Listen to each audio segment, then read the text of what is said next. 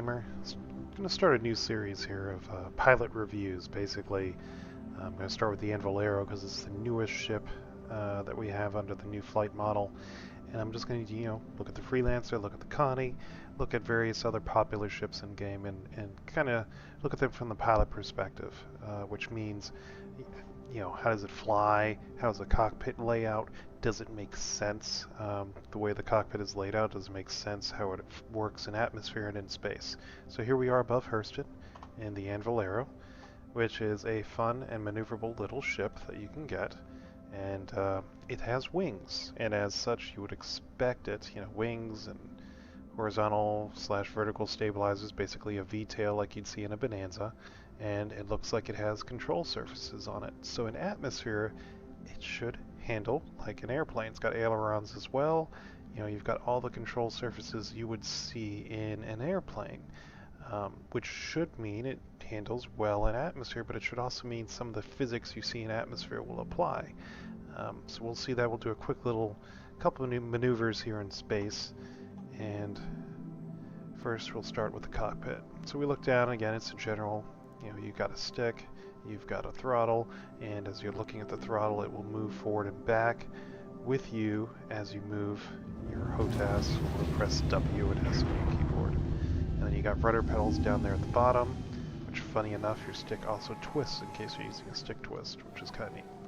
So again, it's handling very similar to what you would expect as far as how you interact with the controls. The power off is directly in front of you on the left, and on the right you've got your quantum drive, your engine on. You got MFDs here that would be very similar to what you'd see in a regular airplane. These themselves are a real pain to interact with. Most people download Game Glass, etc. to use it. The radar, again, it's functional. You've got your speed over here, you've got your fuel level here, and your hydrogen fuel here. Countermeasures a G meter, which will be handy, and we'll look at that later, and indicating gear up and down, and a kind of artificial horizon here. We're going to cover this. It comes more into play on the planet. And again, so inside you got your ejection between your legs. This is laid out very much like I would expect a modern day, current day fighter to be. And a lot of the things, there's only so many ways you can make a jelly bean, as they say. So this inside here, this, as far as the Arrow goes, makes sense and looks correct. It's handling in space, so we'll keep it in maneuvering speed, which is again that red hash mark there. Look at the G meter. Pulling about 10.2 Gs. Decent roll rate, good pitch. The yaw in space, very good as well. 10 sideways Gs, I'm not sure I could handle that. I guess my guy has one heck of a G suit. And again, vertical, you're able to apply up to 4 Gs up, sustained, using that. That's a lot of Gs that you're putting on your character, just using vertical and horizontal thrust. So you can see we started black out there at the end. Let's head to atmosphere. Let's look for something that's on this side of the planet so it's quick. We've got a Rufus.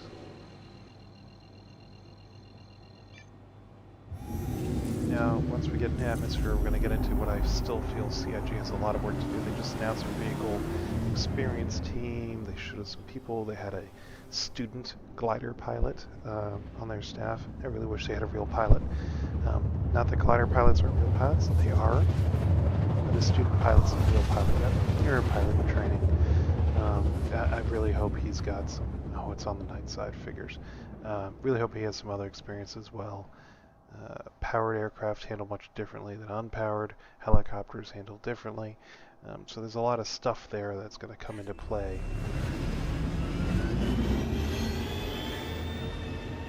Like you'll notice, for me, my brain, it has to be, ground will be below you.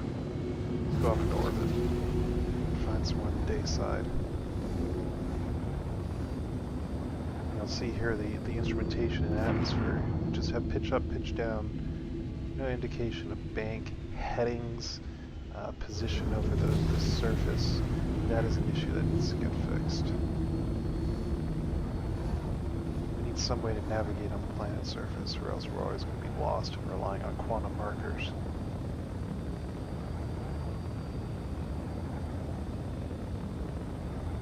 You should be able to tell someone, hey, proceed to Rufus, and then a heading of 270 for 15 miles. There should be a way to do that.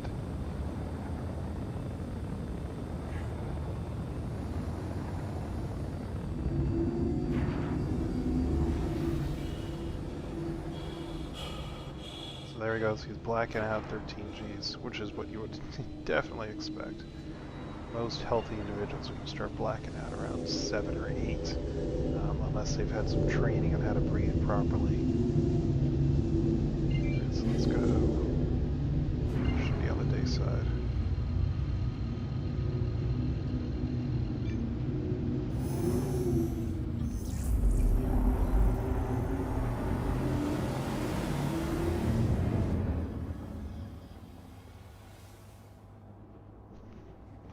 Gugging around the Arrow is a gorgeous ship. Unfortunately, with its armament and the sizes that come stock with, I've just loaded some sledge twos and some neutron repeaters in the turret. You can't really take on anything of Caterpillar size just because you don't do enough damage to bring down the shields. Maybe if you went with full 3-6 fixed size 3s, but then you lose the gimbals. When you fly with a HOTAS, gimbals just work better. We'll see. I can use fixed, but it's a little bit more difficult on the smaller craft. Here we are into atmosphere. I get a little bit lower.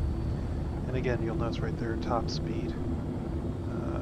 We're maxing out here, and as we get lower down, that speed will decrease. So we are showing the air does have an effect on the aircraft in the game, at least. You know, it's limiting your top speed from increased drag as you get down into the lower, thicker atmosphere, which is great. However, as we get down here lower, we're going to show what is not great with how CIG handles atmospheric physics. Go ahead and go here. I'm going to put the aircraft to a 90-degree bank. And our heading does not change. We're not turning. We're just slicing through the air sideways. The nose is not dropping below the horizon. It's holding level flight. Put it right at 0. That's incorrect. If you have an aircraft with a lifting body, wings, surfaces that are creating and generating lift, oh, let's get out of this. The aircraft should be turning, and the nose would be dropping below the horizon. Forgot there were turrets there. So as we look at it from a third-person perspective on the aircraft, it looks nice as you apply the correct angles. Fly it like a fighter. But it's not handling like it. Let's have fun with these turrets. Again, the Arrow maneuvers amazingly. I have this station with full turrets. They can't hit me. But it doesn't handle realistically for atmosphere.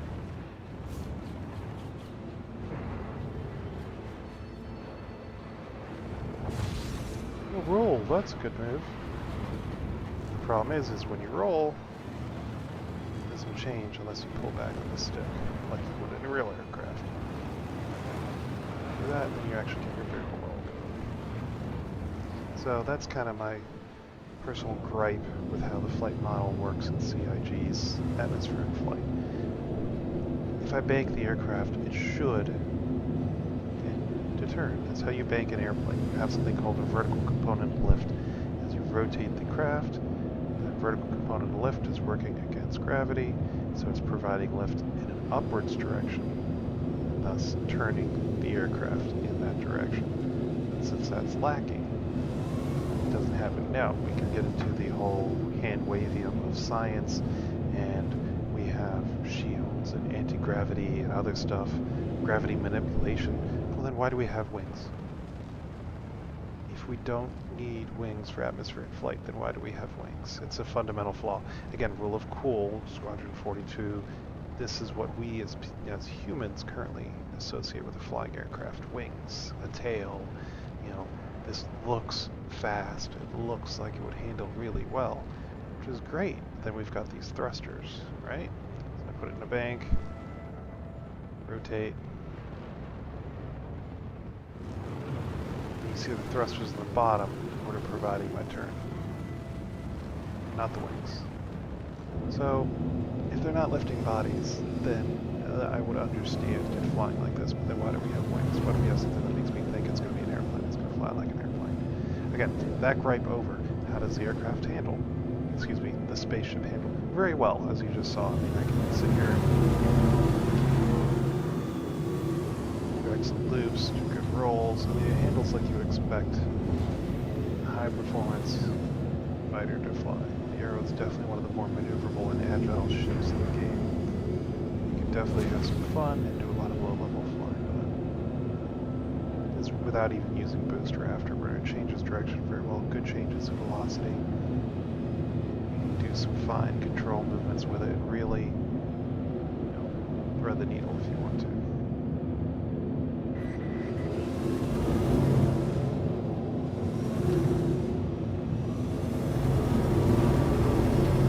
Pretty good change in direction.